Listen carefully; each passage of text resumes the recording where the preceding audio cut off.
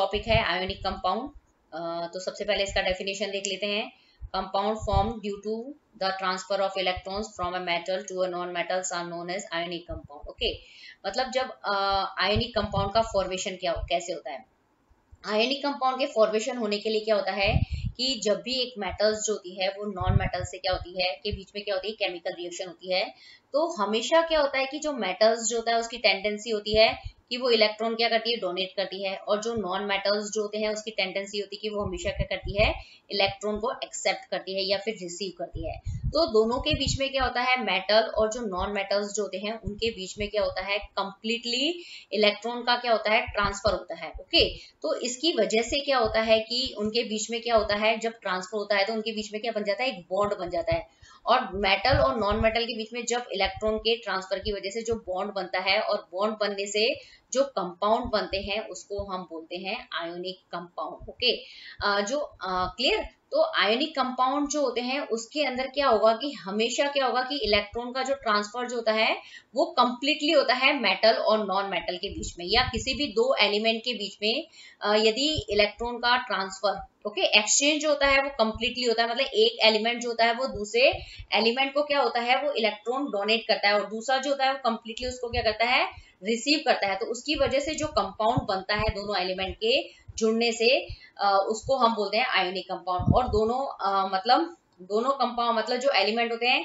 उनके बीच में जो बॉन्ड बनेगा उसको भी हम बोलेंगे आयोनिक बॉन्ड, और उस आयोनिक बॉन्ड की वजह से दोनों एलिमेंट मतलब जो जुड़ के जो कंपाउंड बनाते हैं उसको हम बोलते हैं आयोनिक कंपाउंड। ओके, अब हम देखते हैं कि जो सोडियम क्लोराइड जो होता है जिसका केमिकल फॉर्मूला होता है NaCl, ये क्या है, एक आयोनिक कंपाउंड है। और अब हम इसको देखेंगे कि ये जो सोडियम क्लोराइड जो है, जो एक आयोनिक कंपाउंड है, इसका फॉर्मेशन कैसे हुआ है। ओके, हम बोल रहे हैं कि आयोनिक कंपाउंड है, मतलब इसके अंदर क्या होता है कि एक एलिमेंट जो होता है वो दूसरे एलिमेंट को क्या करेगा, कंप्लीटली इलेक्ट्रॉन का ट्रांसफर करेगा। तो हम इसको क्या करेंगे, इस एग्जांपल से अच्छे से समझेंगे। तो हम देखते हैं कि जो सोडियम क्लोराइड होता है उसके अंदर क्या है, एक तो सोडियम एटम है, एक क्लोरीन एटम है। तो सबसे पहले हम सोडियम एटम जो होते हैं उसका क्या बनाते हैं, इलेक्ट्रॉनिक कॉन्फ़िगरेशन बनाते हैं। ओके, उसका इलेक्ट्रॉनिक स्ट्रक्चर्स बनाते हैं। जो सोडियम जो होते हैं उसके अंदर जो उसका एटॉमिक नंबर होता है तो उसके अंदर कितने इलेक्ट्रॉन होते हैं, 11 इलेक्ट्रॉन होते हैं। ओके, 11 इलेक्ट्रॉन होते हैं। क्लियर। तो आपको क्या करना है कि इसके अंदर क्या होते हैं, ये जो मतलब इनका जो ये जो राउंड राउंड जो आपको दिख रही है ना, ये इसके क्या कहलाते हैं, ऑर्बिट्स कहलाते हैं। ओके, जो इसके अंदर क्या हो गया कि अगर 11 एटॉमिक नंबर है तो जो पहला ऑर्बिट होगा उसके अंदर 2 इलेक्ट्रॉन होंगे, जो सेकंड नंबर का ऑर्बिट होगा उसके अंदर 8 इलेक्ट्रॉन होंगे। तो 2 और 8 10 हो गए। ओके, और हम बोल रहे हैं कि सोडियम का एटॉमिक नंबर 11 है तो इसके अंदर वैलेंस इलेक्ट्रॉन कितना हो गया, 1 हो गया। ओके, तो इसका जो इलेक्ट्रॉनिक कॉन्फ़िगरेशन कितना हो गया, 2 8 और 1। क्लियर। इसी तरीके से जो क्लोरीन जो होता है इसका एटॉमिक नंबर कितना होता है, 17 होता है। क्लियर। तो इसके अंदर भी हम क्या कराएंगे, इसका इलेक्ट्रॉनिक स्ट्रक्चर्स बना के इसको समझ लेते हैं। क्लियर। तो इसके अंदर जब हम इसका इलेक्ट्रॉनिक कॉन्फ़िगरेशन बनाते हैं तो इसका एटॉमिक नंबर कितना है, 17 है। तो इसका इलेक्ट्रॉनिक कॉन्फ़िगरेशन कितना हो जाएगा, 2 8 और 7। 2 8 का मतलब होता है जो पहला ऑर्बिट होगा उसमें 2 इलेक्ट्रॉन होंगे, जो दूसरा ऑर्बिट होता है इसमें हमेशा 8 इलेक्ट्रॉन होते हैं। अब 2 और 8 10 हो गए, तो जो तीसरा ऑर्बिट जो होगा उसके अंदर कितने इलेक्ट्रॉन होंगे, 7 इलेक्ट्रॉन्स होंगे, पहली चीज। ओके, तो यहाँ पे आप देखेंगे जो सोडियम का जो आउटर ऑर्बिट है उसको हम बोलते हैं वैलेंस ऑर्बिट। ओके, तो इसके मतलब जो आउटर ऑर्बिट जो होता है ये सोडियम का, इसके अंदर वैलेंस इलेक्ट्रॉन कितना होता है, मतलब जो सबसे आउटर मोस्ट ऑर्बिट होता है उसके अंदर जो इलेक्ट्रॉन होता है उसको हम वैलेंस इलेक्ट्रॉन कहते हैं। तो सोडियम के अंदर वैलेंस इलेक्ट्रॉन कितना है, 1 है। क्लियर। और जो क्लोरीन है उसके अंदर वैलेंस इलेक्ट्रॉन कितने हैं, मतलब जो आउटर मोस्ट ऑर्बिट के अंदर कितने इलेक्ट्रॉन है, 7 इलेक्ट्रॉन है। 1 2 3 4 5 6 और ये 7। क्लियर। तो आपको बात समझ में आ गई कि सोडियम के अंदर वैलेंस इलेक्ट्रॉन है 1 और क्लोरीन के अंदर वैलेंस इलेक्ट्रॉन है 7। क्लियर। तो आप देखेंगे कि ये अगर ये सोडियम क्या करे, इसको मतलब ये सोडियम के पास यदि एक वैलेंस इलेक्ट्रॉन है और ये वैलेंस इलेक्ट्रॉन इस क्लोरीन को दे दे तो इसके आउटर मोस्ट ऑर्बिट के अंदर कितने इलेक्ट्रॉन हो जाएंगे, क्लोरीन के 8 हो जाएंगे, क्योंकि 7 तो ऑलरेडी पहले ही थे। और अगर सोडियम इसको एक इलेक्ट्रॉन दे दे तो इसके अंदर क्या हो जाएगा, 8 हो जाएगा। और किसी भी एटम के अंदर यदि उसके आउटर मोस्ट ऑर्बिट के अंदर 8 इलेक्ट्रॉन होते हैं तो वो क्या हो जाता है, कंप्लीट ऑक्टेट हो जाता है। Okay, clear. और यदि आप देखेंगे कि सोडियम ने क्या करा, इसको एक इलेक्ट्रॉन दे दिया तो इसके जो आउटर मोस्ट जो अब क्या हो गया, ये जो सेकंड नंबर का ऑर्बिट जो हो गया, ये आउटर मोस्ट ऑर्बिट हो गया, इसके अंदर भी कितना हो गया, 8 इलेक्ट्रॉन हो गया। ओके, तो ये क्या करेगा कि ये भी स्टेबल हो गया। ओके, और मतलब इसमें क्या हुआ कि कंप्लीटली क्या हुआ है, ट्रांसफर हुआ है इलेक्ट्रॉन का। अब हम इस पिक्चर से देखेंगे कि आयोनिक कंपाउंड का फॉर्मेशन कैसे होता है। तो आयोनिक कंपाउंड की फॉर्मेशन समझने के लिए हम क्या लेंगे, एक आयोनिक कंपाउंड लेंगे जो है सोडियम क्लोराइड, जिसका केमिकल फॉर्मूला होता है NaCl। तो मतलब यहाँ पे दो एलिमेंट जो होते हैं सोडियम और क्लोरीन, उनके बीच में क्या होता है, आयोनिक बॉन्ड बनता है। और आयोनिक बॉन्ड किस तरीके से बनता है वो हम इस पिक्चर से क्या करेंगे, समझेंगे। क्लियर। तो हम लेते हैं सबसे पहले सोडियम एटम, जिसका ये एक इलेक्ट्रॉनिक स्ट्रक्चर्स है, जिसमें आप देखेंगे कि जो इसका जो इलेक्ट्रॉनिक स्ट्रक्चर के अंदर जो आउटर मोस्ट ऑर्बिट जो होता है, उसके अंदर आप देखेंगे कि कितना इलेक्ट्रॉन है, एक इलेक्ट्रॉन है। ओके, मतलब सोडियम के अंदर वैलेंस इलेक्ट्रॉन कितना है, 1 है। इसी तरीके से हम क्लोरीन का मतलब इलेक्ट्रॉनिक स्ट्रक्चर्स बनाएंगे। इसका एटॉमिक नंबर होता है 17, और 17 एटॉमिक नंबर है। तो इसके अंदर जो इसके जो आउटर मोस्ट ऑर्बिट के अंदर जो इलेक्ट्रॉन होते हैं उसको हम वैलेंस इलेक्ट्रॉन कहते हैं पहली बार, और जो क्लोरीन का अंदर जो वैलेंस इलेक्ट्रॉन होते हैं वो है 7। ओके, तो मतलब सोडियम जो है उसका एटॉमिक नंबर है 11, और उसके अंदर वैलेंस इलेक्ट्रॉन है 1। क्लियर। और जो क्लोरीन जो है उसका एटॉमिक नंबर होता है 17। तो इसके आउटर मोस्ट ऑर्बिट के अंदर जो वैलेंस इलेक्ट्रॉन्स जो होते हैं वो कितने होते हैं, 7 होते हैं। ओके, अब हम देखते हैं कि कैसे आयोनिक बॉन्ड जो है सोडियम और क्लोरीन के बीच में बनता है। तो आप देख रहे हैं कि यहाँ पे ये जो सोडियम के अंदर जो वैलेंस इलेक्ट्रॉन एक जो है वो क्या करता है, क्लोरीन के अंदर क्या हो जाता है, ट्रांसफर हो जाता है। ओके, ये आप देख रहे हैं, ये जो रेड वाला जो सोडियम का वैलेंस इलेक्ट्रॉन है वो कहाँ चला गया है, कंप्लीटली क्लोरीन के पास चला गया है। ओके, जब ये सोडियम, ये रेड वाला मतलब एक इलेक्ट्रॉन वैलेंस इलेक्ट्रॉन जो है अगर क्लोरीन को दे देता है तो किसके अंदर कन्वर्ट हो जाता है, सोडियम आयन के अंदर कन्वर्ट हो जाता है। और जो भी एलिमेंट जो होते हैं यदि वो इलेक्ट्रॉन दे देते हैं तो उसको हम क्या बोलते हैं, कैटायन बोलते हैं। ओके, पहली चीज। ओके, अब क्या करा है कि क्लोरीन ने क्या किया है, सोडियम से ये वाला इलेक्ट्रॉन लिया है, तो क्या बना लिया, क्लोराइड आयन बना लिया।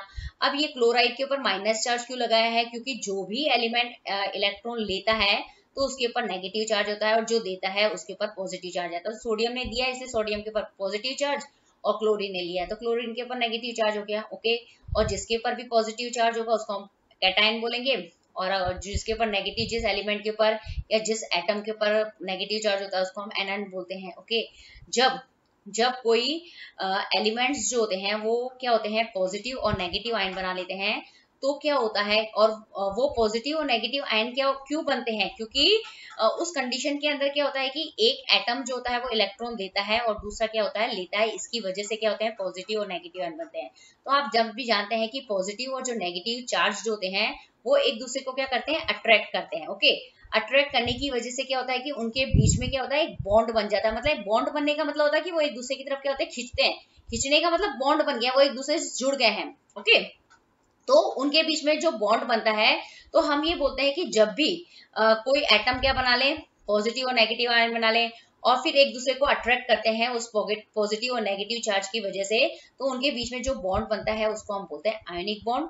और आयनिक बॉन्ड बनने की वजह से दोनों के बीच में जो मतलब जो दोनों मिलकर जो कंपाउंड बनाएंगे उसको हम बोलते हैं आयोनिक कंपाउंड। तो इस तरीके से आपने देखा है कि सोडियम क्लोराइड का जो कि एक आयोनिक कंपाउंड है उसमें किस तरीके से सोडियम और क्लोरीन जो होते हैं पहले सोडियम आयन और क्लोराइड एनाइन बनाते हैं, फिर दोनों के बीच में आयोनिक बॉन्ड बनता है। आयोनिक बॉन्ड से वो जो कंपाउंड बनते हैं उसको हम बोलते हैं आयोनिक कंपाउंड। ओके, तो आयोनिक कंपाउंड्स जो है मेनली आप इस पिक्चर्स में स्पेशली देख लीजिए कि यहाँ पे क्या होता है, कंप्लीटली इलेक्ट्रॉन का क्या होता है, ट्रांसफर होता है। मतलब ये जो सोडियम जो है वो मेटल है और क्लोरीन जो है वो नॉन मेटल है। तो मेटल्स जो है उसका टेंडेंसी होती है वो हमेशा इलेक्ट्रॉन डोनेट करेगी, और जो नॉन मेटल्स जो होती है वो हमेशा इलेक्ट्रॉन लेती है। ओके, तो जो मेटल्स इलेक्ट्रॉन देती है उसके ऊपर हमेशा पॉजिटिव चार्ज, जो नॉन मेटल्स हमेशा इलेक्ट्रॉन लेगी तो वो हमेशा एनायन बनाएगी, और फिर वो कैटायन और एनायन आपस में जुड़ के जो मतलब क्या बनाते हैं, आयोनिक कंपाउंड का फॉर्मेशन बनाते हैं। तो इस पिक्चर्स के अंदर हमने समझा है कि किस तरीके से आयोनिक कंपाउंड का फॉर्मेशन होता है, और इसमें एक आयोनिक कंपाउंड को जिसका मतलब सोडियम क्लोराइड है उसका फॉर्मेशन कैसे होता है वो हमने यहाँ पे समझ लिया। और जितने भी आयोनिक कंपाउंड्स बनते हैं वो इसी तरीके से बनते हैं। उसमें क्या बनेगा, पॉजिटिव और मतलब कैटायंस और एनायंस बनेंगे, इलेक्ट्रॉन मतलब एक मेटल्स जो कि वो इलेक्ट्रॉन देगी, दूसरी नॉन मेटल्स इलेक्ट्रॉन लेगी, फिर दोनों के बीच में मतलब क्या होगा, मतलब आयोनिक बॉन्ड बनेगा, और आयोनिक बॉन्ड से क्या होंगे, वहां पे आयोनिक कंपाउंड का क्या होगा, फॉर्मेशन होगा। ओके, अब हमारा नेक्स्ट टॉपिक है properties of ionic compound. Okay, इस टॉपिक के अंदर हम पढ़ेंगे आयोनिक कंपाउंड की प्रॉपर्टीज क्या क्या है, और इससे पहले हमने पढ़ा था कि आयोनिक कंपाउंड का जो है वो फॉर्मेशन किस तरीके से होता है, और इस टॉपिक के अंदर हम पढ़ेंगे कि जो आयोनिक कंपाउंड होते हैं उसकी प्रॉपर्टीज क्या क्या होती है। तो सबसे पहले हम देखते हैं इसका फिजिकल नेचर। फिजिकल नेचर का मतलब होता है उसकी फिजिकल स्टेट कैसी होती है। ओके, अब फिजिकल स्टेट का मतलब ये होता है कि कोई भी सब्सटेंसेस जो होता है या तो वो सॉलिड में हो सकता है, या फिर लिक्विड में हो सकता है, या फिर गैसेज स्टेट के अंदर हो सकता है। तो लेकिन जो आयोनिक कंपाउंड जो होते हैं वो कैसे होते हैं, सॉलिड एंड हार्ड। ओके, कैसे होते हैं वो, सॉलिड और हार्ड होते हैं। और क्यों होते हैं, due to strong inter ionic force of attraction, generally brittle. तो मतलब हम ये बोल रहे हैं कि जो आयोनिक कंपाउंड जो होते हैं वो सॉलिड और हार्ड होते हैं। क्यों होते हैं, क्योंकि जो आयोनिक कंपाउंड्स जो होते हैं वो किससे मिलकर बनते हैं, पॉजिटिव और नेगेटिव आयन से मिलकर बनते हैं। जो पॉजिटिव आयंस होते हैं उनको हम कैटायन बोलते हैं, और जो नेगेटिव आयंस होते हैं उनको हम एनायन बोलते हैं। तो जो कैटायंस और एनायन के बीच में क्या होता है कि ये दोनों क्या है, अपोजिट चार्जेस है। ओके, और जब भी कोई आयन के ऊपर दो ऐसे आयंस जिसके ऊपर क्या हो, अपोजिट चार्ज है, ओके, तो उनके बीच में क्या होता है कि जो फोर्स ऑफ अट्रैक्शन जो होता है वो काफी स्ट्रॉन्ग होता है। क्लियर। और यदि फोर्स ऑफ अट्रैक्शन आयंस के बीच में ज्यादा होगा तो वो आयंस जो होंगे वो एक दूसरे को क्या होंगे, बहुत ही मतलब क्या करेंगे, मतलब एक दूसरे को अट्रैक्ट करेंगे, क्योंकि अपोजिट फोर्स है। ओके, एक पॉजिटिव और एक नेगेटिव है। तो पॉजिटिव और नेगेटिव जब भी आयंस एक दूसरे के साथ मिलते हैं ना, तो उनके बीच में जो फोर्स ऑफ अट्रैक्शन, मतलब फोर्स ऑफ अट्रैक्शन का मतलब ये होता है कि वो एक दूसरे को क्या होता है, बहुत ही मजबूती से खींचते हैं, और वो एक दूसरे के क्या आ जाते हैं, पास पास आ जाते हैं। और जब आयंस एक दूसरे के बहुत ज्यादा क्लोजली होते हैं तो उनका जो स्ट्रक्चर होता है, उनका जो फिजिकल स्टेट होता है वो कैसा होता है, सॉलिड होता है और हार्ड होता है, पहली चीज। लेकिन सॉलिड और हार्ड होने के बावजूद भी जो आयोनिक कंपाउंड होते हैं वो कैसे होते हैं, ब्रिटल होते हैं। मतलब यदि आप उनको, ये क्या हो जाते हैं, इजीली क्या हो जाते हैं, ब्रेक हो जाते हैं। ओके, क्यों, क्योंकि आप इनके ऊपर मतलब इनके ऊपर कोई ज्यादा प्रेशर डालते हो तो वो आयंस क्या होते हैं, उनके बीच में फोर्स ऑफ अट्रैक्शन जो होता है वो जल्दी से क्या हो जाता है, ब्रेक हो जाता है। ओके, ये भी चीज है उनके अंदर। तो हम ये बोल सकते हैं कि जो आयोनिक कंपाउंड होते हैं वो सॉलिड और हार्ड तो होते हैं, लेकिन उसके साथ साथ वो क्या होते हैं, ब्रिटल होते हैं, उनका नेचर। ओके, अब दूसरी प्रॉपर्टीज है melting and boiling point. Okay, high melting and boiling point since a considerable force is required to break the strong inter ionic attraction. मतलब इनका जो मेल्टिंग और बॉइलिंग पॉइंट जो होता है वो हाई होता है। क्यों होता है, क्योंकि जो आयोनिक कंपाउंड्स जो होते हैं वो मतलब कैटायन और एनायन से मिलकर बनते हैं, और कैटायन और एनायन के बीच में क्या होता है कि strong inter ionic attraction force होता है। ओके, यदि आपको इनको ब्रेक करना है तो आपको उसके ऊपर बहुत ज्यादा क्या करना पड़ेगा, फोर्स लगाना पड़ेगा। ओके, फोर्स लगाने का मतलब होता है कि आपको बहुत ज्यादा टेम्परेचर जो है वो मतलब क्या करना पड़ेगा, देना पड़ेगा। और उसकी वजह से क्या होगा कि जब आप जितना ज्यादा फोर्स लगाएंगे तो उससे क्या होगा कि आयंस के बीच में जो अट्रैक्शन का जो फोर्स है वो क्या हो जाएगा, ब्रेक हो जाएगा। और तभी ब्रेक होगा वो, तो इस वजह से क्या होता है कि अगर आपने बहुत ज्यादा फोर्स लगाया है, बहुत ज्यादा टेम्परेचर दिया है, तो तब इस वजह से हम कह सकते हैं कि जो आयोनिक कंपाउंड जो होते हैं उनका मेल्टिंग और जो बॉइलिंग पॉइंट जो होता है वो बहुत हाई होता है। क्यों, बस आपको ये रीजन देना है कि क्योंकि जो आयोनिक कंपाउंड्स जो होते हैं उनके बीच में जो इंटर आयोनिक अट्रैक्शन फोर्स जो होता है वो काफी स्ट्रॉन्ग होता है, और उसको तोड़ने के लिए, उस strong inter ionic attraction force को ब्रेक करने के लिए बहुत ज्यादा फोर्स, बहुत ज्यादा टेम्परेचर आपको क्या करना पड़ता है, रिक्वायर्ड होता है। इसकी वजह से जो मेल्टिंग और बॉइलिंग पॉइंट जो होता है वो क्या होगा, ज्यादा हो जाएगा। मेल्टिंग और बॉइलिंग पॉइंट की वजह से क्या होता है कि जैसे कोई, हम बोल रहे हैं कि आयोनिक कंपाउंड क्या है, सॉलिड और मतलब स्टेट के अंदर रहते हैं। ओके, मेल्टिंग पॉइंट का मतलब हो जाता है कि उस सॉलिड को हमें किस में बदलना है, लिक्विड के अंदर बदलना है। ओके, बॉइलिंग पॉइंट का मतलब होता है कि उस आयोनिक कंपाउंड को यदि आपने लिक्विड के अंदर चेंज कर दिया, लिक्विड से यदि आप गैस के अंदर चेंज कर रहे हैं, तो वो जो टेम्परेचर आपको देना पड़ेगा ना, तो उसको हम बोलते हैं बॉइलिंग पॉइंट। ओके, तो मतलब यदि कोई आयोनिक कंपाउंड को क्या है कि सॉलिड से लिक्विड लेने के लिए जो टेम्परेचर हमको मतलब देना पड़ता है वो भी हाई होता है। ओके, क्योंकि सॉलिड से लिक्विड स्टेट के अंदर क्या करना है कि जो आयंस के बीच में क्या है, inter ionic force of attraction ज्यादा है, उसको ब्रेक करने के लिए आपको बहुत ज्यादा टेम्परेचर देना पड़ेगा, तो उसका मेल्टिंग पॉइंट ज्यादा हो जाएगा। और मेल्टिंग पॉइंट ज्यादा हो जाएगा मतलब वो लिक्विड के अंदर तो कन्वर्ट हो गए। अब उस आयोनिक कंपाउंड को, वो लिक्विड स्टेट के अंदर है, उसको हमें क्या करना है, गैसेस स्टेट के अंदर कन्वर्ट करना है। तो भी क्या है कि उस लिक्विड स्टेट के अंदर जब वो आयोनिक कंपाउंड है ना, तब भी उसके अंदर क्या है, फोर्स ऑफ अट्रैक्शन तो है ही है ना, मतलब इंटर आयोनिक अट्रैक्शन फोर्स तो अभी भी उसके अंदर लिक्विड स्टेट के अंदर अवेलेबल है। तो उस फोर्स को भी हमें तोड़ने के लिए बहुत ज्यादा टेम्परेचर देना पड़ता है। तो इट मीन्स क्या हो गया, उसका बॉइलिंग पॉइंट क्या हो जाता है, ज्यादा हो जाता है। ओके, मेल्टिंग और बॉइलिंग पॉइंट का मतलब ये होता है कि क्या होता है कि किसी भी जैसे सॉलिड को लिक्विड के अंदर चेंज करने के लिए जो आपको टेम्परेचर बढ़ाना है, तो उस टेम्परेचर को हम बोलते हैं मेल्टिंग पॉइंट। और लिक्विड से गैसेस के अंदर चेंज करना है तो हमें फिर वापस क्या करना पड़ता है, टेम्परेचर को इंक्रीज करना पड़ता है। या टेम्परेचर को इंक्रीज करने का मतलब उसको हीट देनी पड़ती है। तो वो जो टेम्परेचर होता है लिक्विड से गैस में बदलने के लिए जो टेम्परेचर की जरूरत होती है उसको हम बोलते हैं बॉइलिंग पॉइंट। ओके, तो हम इस तरीके से कह सकते हैं, कुल मिला के आपको ये समझना है कि जो आयनिक कंपाउंड होता है उसका मेल्टिंग और बॉइलिंग पॉइंट ज्यादा होता है, क्योंकि आयनिक कंपाउंड के अंदर क्या होता है कि जो इंटर आयनिक अट्रैक्शन फोर्स होता है वो काफी स्ट्रांग होता है। उसको तोड़ना है, उसको तोड़ने के लिए आपको क्या करना पड़ेगा, बहुत ज्यादा टेम्परेचर आपको उस कंपाउंड को क्या करना पड़ेगा, देना पड़ेगा, तभी वो क्या हो जाएगा, सॉलिड से लिक्विड में बदलेगा और लिक्विड से गैस के अंदर कन्वर्ट हो पाएगा। ओके, अब थर्ड है कि सॉल्युबिलिटी। सॉल्युबिलिटी का मतलब किसी चीज के अंदर घुलना। Okay, generally soluble in water but insoluble in solvent like as kerosene, petrol. मतलब जो आयनिक कंपाउंड जो होते हैं वो वाटर के अंदर क्या हो जाते हैं, सॉल्युबल हो जाते हैं। क्लियर? लेकिन जो दूसरे जैसे लिक्विड होते हैं, केरोसिन है, पेट्रोल है, इनके अंदर मतलब क्या होते हैं, वो इनसॉल्युबल रहते हैं। ये उनकी प्रॉपर्टी है। ओके, ये ठीक है। अब हमारी जो आयोनिक कंपाउंड की फोर्थ प्रॉपर्टी है वो है कंडक्शन ऑफ इलेक्ट्रिसिटी की। जो आयोनिक कंपाउंड्स जो हैं वो इलेक्ट्रिसिटी को कंडक्ट करते हैं या नहीं करते हैं, वो इस प्रॉपर्टी के अंदर हम क्या करेंगे, पढ़ेंगे। Okay, conduct electricity through solutions due to involvement of charge particles. मतलब जब आयोनिक कंपाउंड क्या होता है, सॉल्यूशन की फॉर्म में होता है।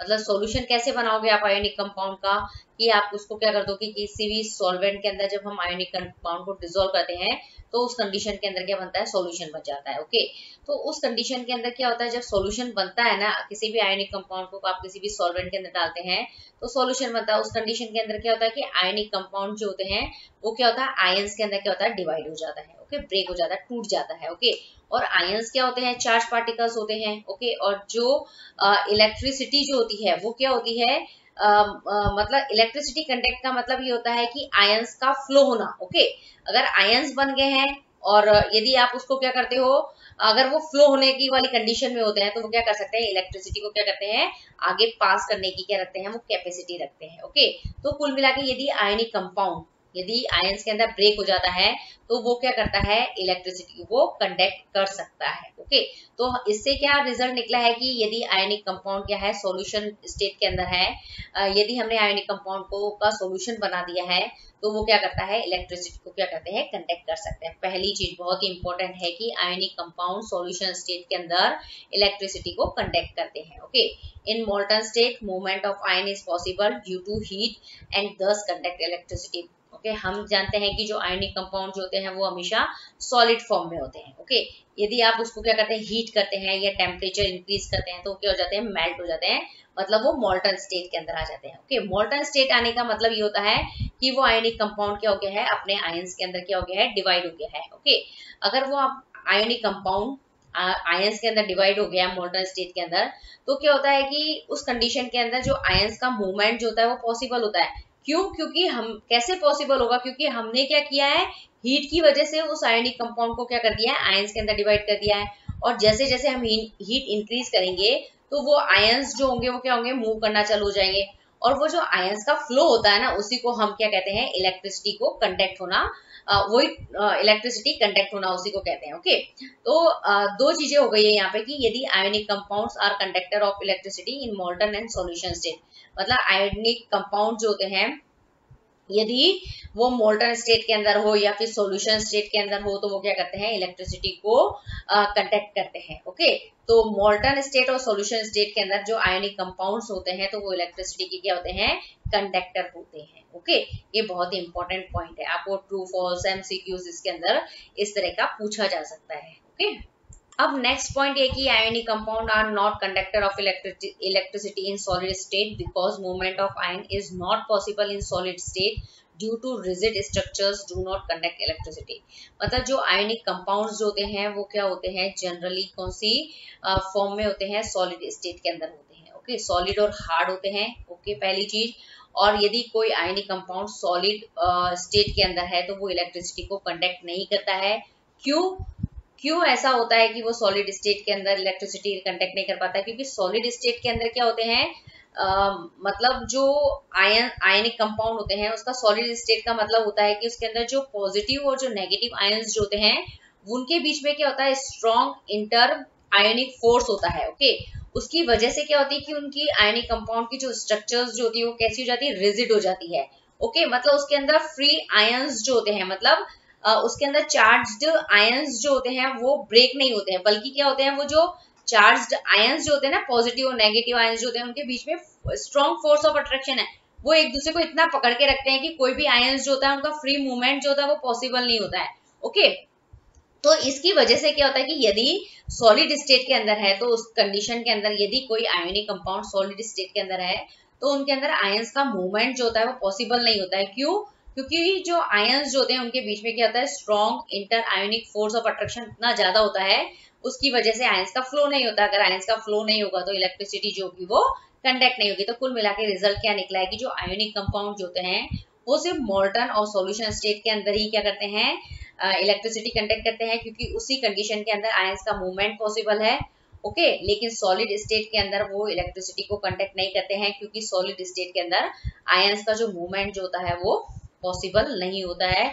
और क्यों नहीं पॉसिबल होता है? क्योंकि सॉलिड स्टेट के अंदर जो आयंस के बीच में इंटर आयोनिक जो फोर्स ऑफ अट्रैक्शन जो होता है वो बहुत ज्यादा होता है। ओके, तो आयंस का मूवमेंट पॉसिबल नहीं है, और आयंस का मूवमेंट नहीं है, आयंस का जो मूवमेंट होता है उसी को हम इलेक्ट्रिसिटी कंडक्ट होना बोलते हैं। ओके, तो यहाँ पे आपकी जो आयोनिक कंपाउंड जो है उसकी केमिकल जो प्रॉपर्टीज जो होती है वो यहाँ जो है वो क्या हो जाती है, कंप्लीट होती है। ओके, अब हमारा नेक्स्ट टॉपिक है कोवेलेंट कंपाउंड। अभी तक हमने पढ़े हैं आयोनिक कंपाउंड पढ़े हैं, फिर उनकी प्रॉपर्टी हमने पढ़ी है, अब हम पढ़ने वाले हैं कोवेलेंट कंपाउंड। ओके, कोवेलेंट का मतलब होता है कि इसमें क्या होंगे, दो एटम होंगे, वो अपने क्या करेंगे, वैलेंस इलेक्ट्रॉन को क्या करेंगे, शेयर करेंगे। ओके, तो उसकी वजह से क्या होता है कि जो कंपाउंड बनता है उसको हम बोलते हैं covalent compound. Okay, compounds formed due to by sharing of electrons between the two atoms are known as covalent compound। मतलब जब क्या होता है, दो एटम्स जो होते हैं एक दूसरे के मतलब कांटेक्ट में आते हैं, या दो एटम जब एक दूसरे से क्या करते हैं, रिएक्शन करते हैं, तो उसमें क्या होती है, इलेक्ट्रॉन की क्या होती है, शेयरिंग करते हैं। अगर इलेक्ट्रॉन की शेयरिंग करते हैं, उनके बीच में इलेक्ट्रॉन की शेयरिंग होती है, उसकी वजह से क्या होते हैं, वो शेयरिंग करने के बाद क्या बनाते हैं, कंपाउंड बनाते हैं। तो ऐसा कंपाउंड जो दो एटम के इलेक्ट्रॉन की शेयरिंग की वजह से बनता है उसको हम बोलते हैं covalent compound. Okay, they share their valence electrons to gain stability. अब ये जो एटम्स जो होते हैं वो किसकी शेयरिंग करेंगे, ये दोनों एटम्स जो होते हैं अपने जो उनके जो वैलेंस इलेक्ट्रॉन्स जो होते हैं उनकी क्या करते हैं, वो शेयरिंग करते हैं। और क्यों करते हैं? ताकि दोनों एटम्स जो क्या हो जाए, स्टेबल एटम के अंदर क्या हो जाए, कन्वर्ट हो जाए। ओके, इसकी वजह से क्या करते हैं, वो दोनों एटम्स जो होते हैं अपने वैलेंस इलेक्ट्रॉन की शेयरिंग करते हैं और उसकी वजह से कंपाउंड बनाते हैं, उसको हम बोलते हैं कोवैलेंट कंपाउंड। और अब मैं आपको बता दूं कि वैलेंस इलेक्ट्रॉन क्या होता है, किसी भी एटम के जो आउटर मोस्ट ऑर्बिट के अंदर जो इलेक्ट्रॉन्स जो होते हैं उसको हम बोलते हैं वैलेंस इलेक्ट्रॉन। ओके, तो कुल मिला के आपको समझ में आया होगा कि जो आयनिक कंपाउंड और जो कोवैलेंट कंपाउंड होते हैं उनके बीच में डिफरेंस क्या है। तो मतलब डिफरेंस ये है कि जब आयनिक कंपाउंड जो होता है ना उसके अंदर क्या होता है कि जो एटम्स जो होते हैं वो कंप्लीटली एक एटम है, वो अपना वैलेंस इलेक्ट्रॉन जो होता है वो दूसरे एटम को क्या करता है, कंप्लीटली ट्रांसफर कर देता है। तो उससे जो कंपाउंड बनेगा उसको हम आयनिक कंपाउंड कहेंगे। ओके, लेकिन कोवैलेंट कंपाउंड में क्या होता है कि एक एटम्स जो मतलब दोनों एटम के बीच में क्या होती है, वैलेंस इलेक्ट्रॉन की शेयरिंग होती है, तो उसकी वजह से जो कंपाउंड बनता है उसको हम बोलते हैं कोवैलेंट कंपाउंड। ओके, अब हम कोवैलेंट कंपाउंड का फॉर्मेशन कैसे होता है वो हम इस पिक्चर से समझ लेते हैं। ओके, तो कोवैलेंट कंपाउंड को समझने के लिए हम एग्जांपल लेंगे क्लोरीन मॉलिक्यूल्स का। क्लोरीन मॉलिक्यूल्स बनने के लिए हमें दो चाहिए क्लोरीन एटम। ओके, ये पहला क्लोरीन एटम और ये दूसरा क्लोरीन एटम। ओके, सबसे पहले क्लोरीन एटम जो होता है उसके स्ट्रक्चर्स को समझ लेते हैं। जो क्लोरीन होता है उसका जो एटॉमिक नंबर जो होता है वो होता है 17। ओके, मतलब कहने का मतलब ये होता है कि यदि क्लोरीन का एटॉमिक नंबर 17 है तो उसके अंदर कितने इलेक्ट्रॉन होंगे, 17 इलेक्ट्रॉन होंगे और 17 ही प्रोटॉन होंगे। ओके, अभी हमें सिर्फ यहाँ पे इलेक्ट्रॉन को ही कंसीडर करना है, क्योंकि कोई भी कोवेलेंट बॉन्ड बनता है या कोवेलेंट कंपाउंड बनता है तो उसके अंदर क्या होती है, इलेक्ट्रॉन की शेयरिंग होती है। तो अभी हम सिर्फ इलेक्ट्रॉन के बारे में ही क्या करेंगे, ध्यान देंगे। तो मतलब क्लोरीन का एटॉमिक नंबर कितना है, 17 होता है, तो उसके अंदर इलेक्ट्रॉन कितने होते हैं, 17 होते हैं। सिर्फ नॉलेज के लिए बताया कि जितने इलेक्ट्रॉन होते हैं उतने ही क्या होते हैं, प्रोटॉन होते हैं। ओके, अब ये जो 17 इलेक्ट्रॉन्स जो होते हैं उस एटम के अंदर कैसे अरेंज्ड होते हैं वो आपको इस पिक्चर से समझ में आ जाएगा कि जो इलेक्ट्रॉन्स जो होते हैं किसी भी एटम के अंदर वो सर्कुलर ऑर्बिट के अंदर क्या होते हैं, प्रेजेंट होते हैं, पहली चीज। और जो पहला ऑर्बिट होता है उसके अंदर 2 इलेक्ट्रॉन होंगे। जो दूसरा ऑर्बिट होता है उसके अंदर मैक्सिमम 8 इलेक्ट्रॉन रह सकते हैं। ओके, और जो तीसरा जो ऑर्बिट होता है उसके अंदर क्या होते हैं, जितने भी रिमेनिंग इलेक्ट्रॉन्स रह गए सपोज तो वो प्रेजेंट होंगे। ओके, तो मतलब पहला जैसे इसका एटॉमिक नंबर कितना है, 17 होता है क्लोरीन का, तो उसका अरेंजमेंट कितना होगा, पहले में 2, दूसरे में 8 और तीसरे में 7। तो टोटल इनका जो नंबर हो ना 2 और 8 कितना हुआ, 10, और 10 और 7 कितना हुआ, 17। ओके, तो इससे हम क्या करते हैं, उसको इलेक्ट्रॉन का अरेंजमेंट करते हैं और इसी को हम बोलते हैं इलेक्ट्रॉनिक कॉन्फ़िगरेशन। ओके, तो आपको पता चल गया ना कि पहला ऑर्बिट है उसमें 2 रहेंगे, दूसरे में 8 रहेंगे और तीसरे में 7 रहेंगे। क्यों रहेंगे, क्योंकि क्लोरीन का एटॉमिक नंबर जो है वो 17 है। ओके, तो मैंने बताया ना कि पहले में 2 रहेंगे, दूसरे में 8 है, तो 8 और 2 कितने हो गए, 10, और रिमेनिंग कितने रहे 17 में से 10 को लेफ्ट करेंगे तो थर्ड वाले में भी कितने रहेंगे, 7 रहेंगे, और थर्ड वाले में भी मैक्सिमम कितने रह सकते हैं, 8 इलेक्ट्रॉन रह सकते हैं, पहली चीज। ओके, अब हमने ले लिया यहाँ पे 2 क्लोरीन एटम, क्यों, हमें क्लोरीन मॉलिक्यूल्स बनाना है। तो ये जो क्लोरीन मॉलिक्यूल्स, ये जो क्लोरीन पहला क्लोरीन एटम जो है उसके अंदर वैलेंस इलेक्ट्रॉन कितने हो गए, 7। मतलब जो सबसे आउटर मोस्ट ऑर्बिट होता है उसके अंदर जितने भी इलेक्ट्रॉन होते हैं उसको हम बोलते हैं वैलेंस इलेक्ट्रॉन। कितना है, वो उसके वैलेंस इलेक्ट्रॉन कहलाते हैं। तो इसके आउटर मोस्ट ऑर्बिट के अंदर कितने इलेक्ट्रॉन है, 7। तो वो क्या हो गए, इसके वैलेंस इलेक्ट्रॉन कितने हो गए, 7। ओके, दूसरा जो क्लोरीन एटम है उसका भी सेम ही रहेगा कि उसके अंदर भी वैलेंस इलेक्ट्रॉन कितने रहेंगे, 7 ही रहेंगे। ओके, अब ये दोनों जो क्लोरीन एटम जो है वो अनस्टेबल है। ओके, क्यों है अनस्टेबल, क्योंकि अगर कोई एटम जो होता है यदि उसके आउटर मोस्ट ऑर्बिट के अंदर यदि 8 इलेक्ट्रॉन ना हो, ओके, उसके आउटर मोस्ट ऑर्बिट के अंदर यदि 8 इलेक्ट्रॉन ना हो तो वो किसके अंदर कंसीडर किया जाता है, अनस्टेबल के अंदर कंसीडर किया जाता है। ओके, हम यहाँ पे क्लोरीन एटम की बात कर रहे हैं। क्लोरीन एटम अनस्टेबल क्यों है, क्योंकि इसके आउटर मोस्ट ऑर्बिट के अंदर 8 इलेक्ट्रॉन नहीं है, तो कितने हैं, 7 ही है। ओके, और होने कितने चाहिए थे स्टेबल होने के लिए, 8 इलेक्ट्रॉन होने चाहिए। ओके, तो ये भी अनस्टेबल है और ये वाला जो क्लोरीन एटम जो है वो भी अनस्टेबल है। ओके, पहली चीज। ओके, अब क्या होता है कि जब ये दोनों क्लोरीन एटम्स जो होते हैं इनके बीच में आपस में कांटेक्ट में आते हैं तो इनके बीच में क्या होती है, केमिकल रिएक्शन होती है। तो क्या करते हैं कि ये वाला जो क्लोरीन एटम जो होता है वो क्या करता है, अपने एक इलेक्ट्रॉन की शेयरिंग क्या करता है, इस वाले क्लोरीन दूसरे क्लोरीन एटम से करता है। इसी तरीके से जो दूसरा क्लोरीन एटम होता है वो अपने एक इलेक्ट्रॉन की जो शेयरिंग होती है वो पहले वाले क्लोरीन एटम के साथ में करता है। ओके, तो दोनों इलेक्ट्रॉन के बीच में जब शेयरिंग, दोनों क्लोरीन एटम के बीच में जब एक एक इलेक्ट्रॉन की शेयरिंग हो जाती है तो इसके भी आउटर मोस्ट ऑर्बिट के अंदर कितने इलेक्ट्रॉन हो गए, 8 इलेक्ट्रॉन हो गए। इसी तरीके से जो दूसरा क्लोरीन एटम है इसके भी आउटर मोस्ट ऑर्बिट में कितने इलेक्ट्रॉन हो गए, 8 हो गए। ओके, तो इलेक्ट्रॉन की शेयरिंग होने के बाद में क्या होता है कि मतलब ये क्या हो जाते हैं, स्टेबल हो जाते हैं। ओके, उससे पहले ये अनस्टेबल होते हैं। क्यों, क्योंकि इनके आउटर मोस्ट ऑर्बिट के अंदर 8 इलेक्ट्रॉन नहीं थे, लेकिन जैसे ही इन्होंने इलेक्ट्रॉन की शेयरिंग करी एक एक इलेक्ट्रॉन की तो वो स्टेबल कंपाउंड के अंदर क्या हो गए, मतलब कन्वर्ट हो गए। तो ऐसा बॉन्ड जो मतलब दो एटम के बीच में ऐसा बॉन्ड जो इलेक्ट्रॉन की शेयरिंग की वजह से बनता है उसको हम क्या बोलते हैं, कोवैलेंट बॉन्ड बनते हैं। यदि दो एटम के बीच में इलेक्ट्रॉन की शेयरिंग के बाद में यदि कोवैलेंट बॉन्ड बन जाता है और उससे जो कंपाउंड बनता है उसको हम बोलते हैं कोवैलेंट कंपाउंड। ओके, तो यहाँ पे आपको समझ में आ गया होगा कि कोवैलेंट कंपाउंड क्या होता है। कोवैलेंट कंपाउंड ऐसा होता है जिसमें दो एटम के बीच में क्या होगी, इलेक्ट्रॉन की शेयरिंग होती है। उस शेयरिंग के बाद में क्या होता है कि वो कंपाउंड जो होता है स्टेबल हो जाता है। ओके, तो इस तरीके से आपने मतलब अभी तक हमने क्या पढ़ लिया है, मतलब इस पिक्चर से समझ लिया है कि कोवैलेंट कंपाउंड का फॉर्मेशन किस तरीके से होता है और आपको आयोनिक कंपाउंड का फॉर्मेशन भी समझ में आया होगा, कोवेलेंट कंपाउंड जो होते हैं उसका फॉर्मेशन भी आपको समझ में आएगा, दोनों के बीच में जो डिफरेंस के जो कंसेप्ट है वो भी आपको एकदम क्लियर हो गए होंगे। ओके, यदि आपको ये वीडियो पसंद आए तो please look and learn classes को सब्सक्राइब जरूर कीजिए और नोटिफिकेशन बेल को हिट जरूर कीजिए। Thank you very much.